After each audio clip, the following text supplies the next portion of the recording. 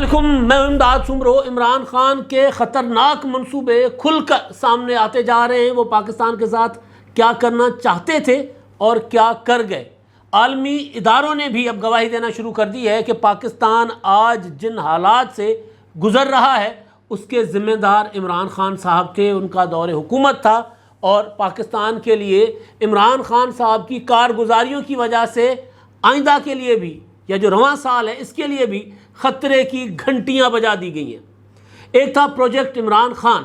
आपको याद होगा कि प्रोजेक्ट इमरान खान बनाया गया था जिसमें कम अज़ कम 10 साल इमरान खान साहब को पाकिस्तान पर मुसल्लत रखना था और उस 10 साल के दौरान पाकिस्तान का जो मौजूदा निज़ाम है, चाहे वो पाकिस्तान का जो अपना इंतज़ामी निज़ाम है वो या फिर पाकिस्तान का जो आइनी निज़ाम है, इन दोनों को लपेट देना था, इन दोनों की बिसात लपेटनी थी। ये खदो खाल थे प्रोजेक्ट इमरान खान के।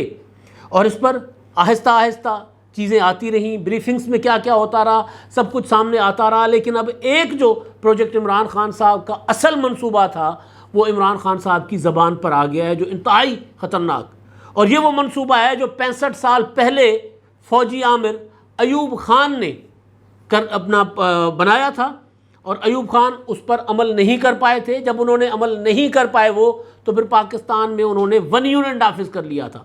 मकसद सिर्फ ये कि पाकिस्तान में एक अथॉरिटेरियन रिजीम हो, मकसद सिर्फ ये कि पाकिस्तान में मौजूदा पार्लिमानी जमहूरी निज़ाम ना हो, और मकसद सिर्फ ये कि एक शख्स मुतल्लिकुल अनान, एक शख्स फ़र्द वाहिद की हुकूमत हो और कोई इदारा ना हो, कोई आइन ना हो, कोई जमहूरियत ना हो, कोई पार्लियामेंट ना हो, कोई अदलिया ना हो, कोई पूछने वाला ना हो, कोई भी पूछने वाला ना हो। ये मकसद था।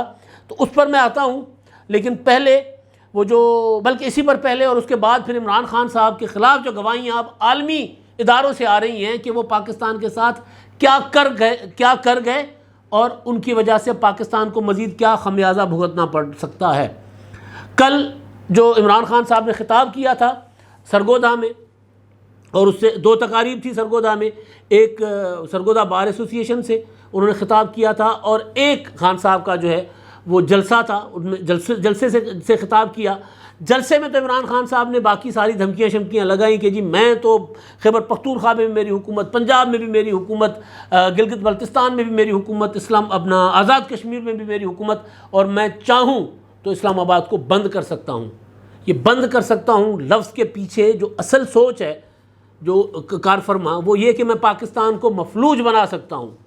वो इसका जो, अगर हम सही इमरान खान साहब की इस बात को समझना चाहें, जहनीत को, तो वो उसका इजहार किया था अली अमीन गंडापुर ने कि अगर इमरान खान को गिरफ़्तार कर दिया तो फिर हम इस्लामाबाद को टेक ओवर कर लेंगे, और हम इस्लामाबाद की पुलिस को भी ख़बरदार करते हैं कि अगर उन्होंने हमारे सामने रुकावटें खड़ी की, यानी जब हम इस्लामाबाद को टेक ओवर कर रहे होंगे, इस्लामाबाद पर काबिज़ हो रहे होंगे, तो उस वक्त अगर हमारे सामने कोई रुकावट डाली गई तो फिर इस्लामाबाद की पुलिस के साथ भी उसी तरह ट्रीट किया जाएगा जिस तरह PDM के कारकुनों के साथ। इसलिए इस्लामाबाद पुलिस साइड पर हो जाए और हमें एक बार हमेशा के लिए फ़ैसला कर लेने दे लड़ मरने का, जो खाना जंगी का एक प्रॉपर एक ये धमकी थी। तो बहरहाल तो खान साहब ने एक तो बात ये कर दी थी, और उसमें उन्होंने ये भी कहा था कि जी मैं फिर बता दूंगा, नाम बता दूंगा।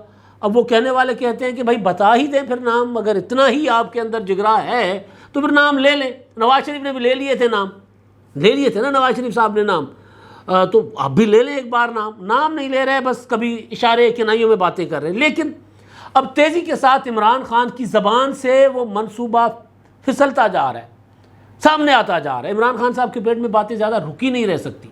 खान साहब बहुत सी बातें बंद कमरों में करते हैं, बंद कमरों में करने के बाद फिर खुलकर यानी कहते हैं सहाफ़ियों को कि जी ये वाली बात जो है ये ऑफ द रिकॉर्ड होगी।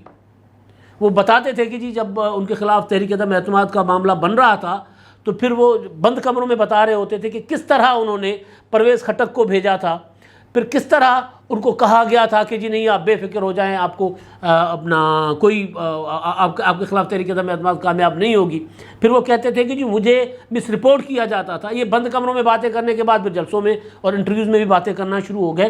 तो ये वाली बातें जो इमरान खान साहब बंद कमरों में भी नहीं करते थे कि प्रोजेक्ट इमरान खान साहब का मंसूबा था क्या।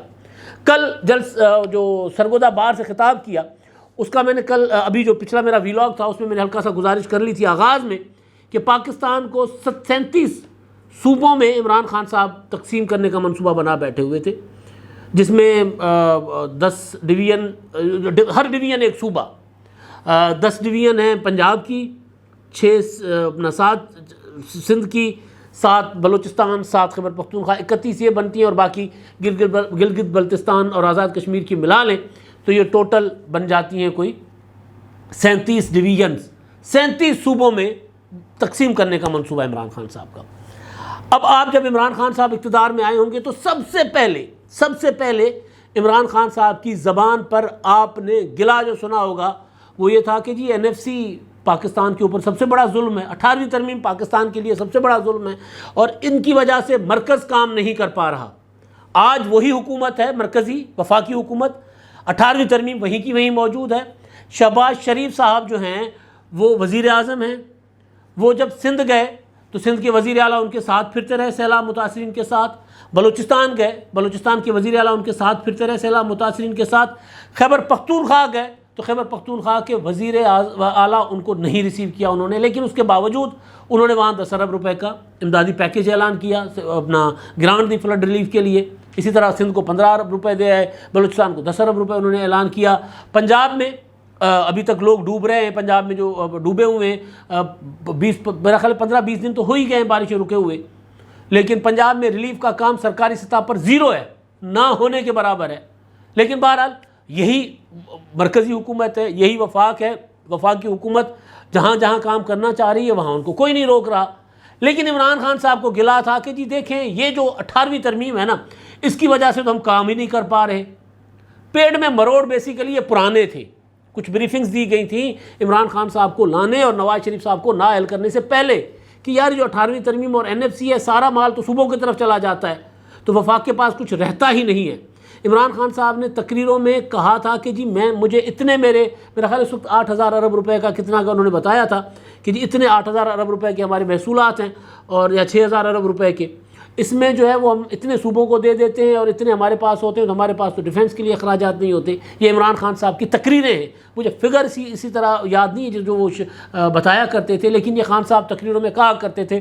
फिर उन्होंने कई बार कहा कि हमें NFC को रोल बैक करना होगा, 18वीं तरमीम को हमें रोल बैक करना होगा। ये इमरान खान साहब ने भी कहा, फैसल वोडा ने भी कहा, इमरान खान साहब के कई वज़ीरों ने, फवाद चौधरी साहब जैसे वज़ीरों ने भी कहा कि जी हमें इस पर नज़रसानी करनी होगी। बुनियादी तौर पर जो प्रोजेक्ट था इमरान खान का, ये उस प्रोजेक्ट का हिस्सा था जिसकी वजह से प्रोजेक्ट लॉन्च किया गया था कि आसिफ जरदारी, नवाज शरीफ COD के तहत जो 18वीं तरमीम करके चले गए, इस 18वीं तरमीम में जो मरकज़ है वो या वफाकी हुकूमत जो सूबे मजबूत हो गए और मरकज़ कमज़ोर हो गया। मरकज़ कमज़ोर नहीं हुआ, मरकज़ उससे ज़्यादा स्ट्रांग होता है। उससे पहले 18वीं तरमीम, ये लोगों को बताया जाता है 18वीं तरमीम से पहले बलूचिस्तान के हालात क्या थे और अब क्या हैं, तब वहाँ से आवाज़ें क्या उठती थी, अब क्या उठ रही हैं, सिंध से क्या उठती थी, अब क्या उठ रही हैं। अब तो ये है कि भाई सिंध वाले, सिंध के लोग ये नहीं कहते कि इस्लामाबाद खा गया, अब वो ये नहीं कहते कि पंजाब जुल्म कर रहा है, अब वहाँ ये कहते हैं कि भाई पीपल्स पार्टी खा गई, पीपल्स पार्टी लूट गई, जिनको भी अगर गिला है। अब पंजाब वाले ये नहीं कहते, बलूचिस्तान वाले, खैबर पख्तूनख्वा वाले वफाक पर इल्ज़ाम नहीं लगाते, तो लिहाजा वफाक हो गया मजबूत। अब लोग एहतसाब कर रहे हैं अपनी सूबाई हुकूमतों का, अपने सियासतदानों का। अब कोई भी सियासतदान ये कहकर मरकज़ के ऊपर इल्ज़ाम नहीं लगा सकता कि सारा हिसाब किताब मरकज़ छीन गया, तो मरकज़ हुआ इससे तो स्ट्रांग हो गया। लेकिन बुनियादी चीज़ ये थी कि माली वसाइल जो हैं उसकी मोहताजी कम हो गई थी, अभी भी है लेकिन कम हो गई थी। तो मंसूबा ये बनाया गया था कि यार ये सारा कुछ जो सूबों को दिया गया ये वापस ले लें, सेहत, तालीम, इंफ्रास्ट्रक्चर, अमन व अमान, ये सारा कुछ वापस लेके मरकज़ के हवाले करें, दोबारा मरकज़ को मजबूत करें। वो मंसूबा था और इमरान खान साहब उस मंसूबे के लिए आए थे। अच्छा, उस मंसूबे का हिस्सा एक ये था कि पाकिस्तान में हर डिवीज़न को सूबा बनाना है। हर डिवीज़न को सूबा बनाने के पीछे जहनीत क्या कार फरमा है कि वफाकी निज़ाम जो होता है पार्लिमानी जमहूरी निज़ाम वो ख़त्म हो जाएगा। एक सदारती निज़ाम होगा, ऊपर एक सदर होगा, हर डिवीज़न में एक छोटी हुकूमत होगी, सूबा असम्बलियाँ नहीं होंगी, सेनेट नहीं होगा, कुछ नहीं होगा। एक आमरीत की तर्ज की अथॉरिटेरियन रिजीम होगी, एक आमरीत की तर्ज की हुकूमत होगी और वो फिर एक शख्स जो होगा, वो इमरान खान साहब ने कई बार कहा है कि जी देखें यहाँ तो मुझे पार्लियामेंट के सामने जवाबदेही करनी पड़ती है, मुझे एक एक MNA के सामने जाकर मुझे ब्लैकमेल होना पड़ता है। ये वाला मंसूबा 65 साल पहले अयूब खान ने दिया था। अयूब खान ने वो बेसिक डेमोक्रेसी के नाम पर, और उसके बाद जब वो नहीं कर पाए तो फिर उन्होंने 1 यूनिट कायम कर दिया था। जी बांग्लादेश का जो बंगाल था उस वक्त वो आबादी ज़्यादा थी, यहाँ हम आबादी में बाकी सूबे कम थे, तो उनका मुकाबला करने के लिए, पैरिटी करने के लिए अयूब खान से पहले 1 यूनिट नाफिज कर लिया गया था। फिर अयूब खान ने उसको बरकरार रखा और फिर अयूब खान ने कहा कि जी सदारती निज़ाम हो और नीचे कोई सूबाई असम्बलियाँ ना हो।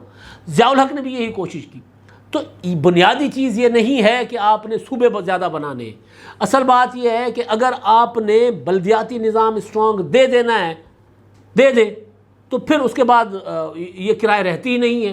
फिर हर डिवीज़न, हर शहर जो म्यूनसिपल कॉरपोरेशन होगा, हर टाउन कमेटी, हर तहसील काउंसिल अपने अपने मामलात में इंडिपेंडेंट होगी और उनको सूबा जो है वो अपने महसूलात उनको ट्रांसफ़र करेगा, अखराजात या क्या होता है फाइनेंसिस, जो अपना नेशनल फाइनेंस अवार्ड के बाद एक प्रोविंशियल फाइनेंस अवार्ड होगा, तो अख्तियारात और अख्तियारात के साथ साथ वसाइल निचली सतह तक तकसीम होंगे।